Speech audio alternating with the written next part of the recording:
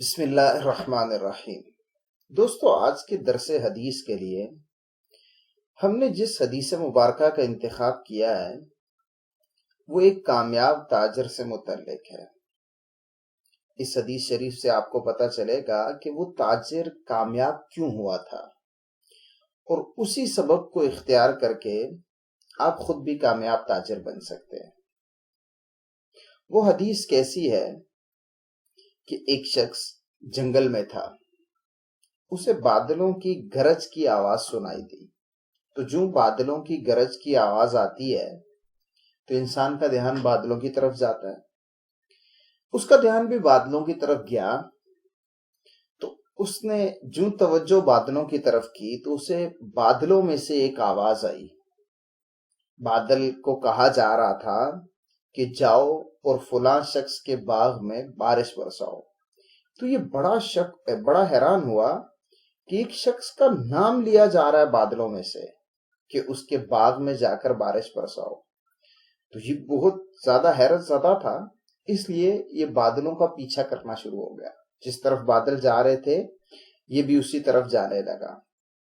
تھوڑا آگے جا کر بادل ایک پتھریلی زمین پر برسے، اور پتھریلی زمین جو ہوتی ہے وہ پانی تو جذب نہیں کرتی۔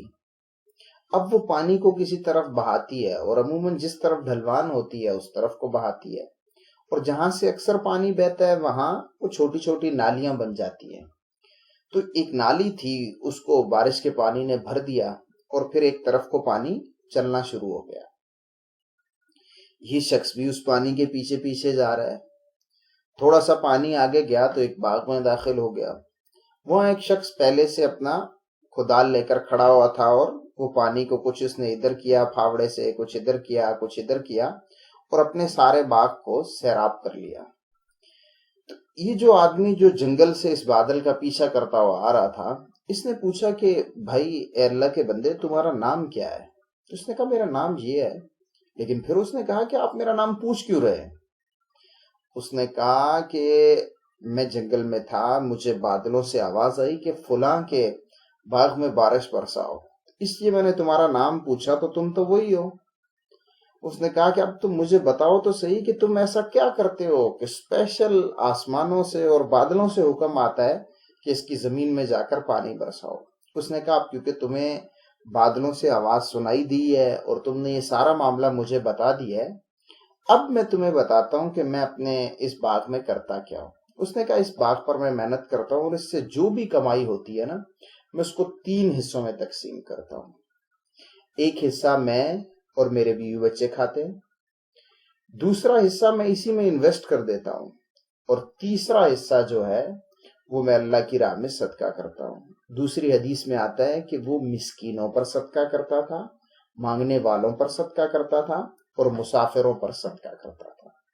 اگر ہم بھی چاہتے ہیں کہ ہم ایک کامیاب بزنس مین بن جائیں تو ہمیں اپنے مال کے 3 حصے کرنے چاہیے۔ ایک حصہ اسی میں انویسٹ کریں تاکہ یہ مال بڑھتا رہے، اور دوسرے حصے سے اپنے اخراجات کا پورا کریں، اور تیسرا حصہ اللہ کی راہ میں صدقہ کریں۔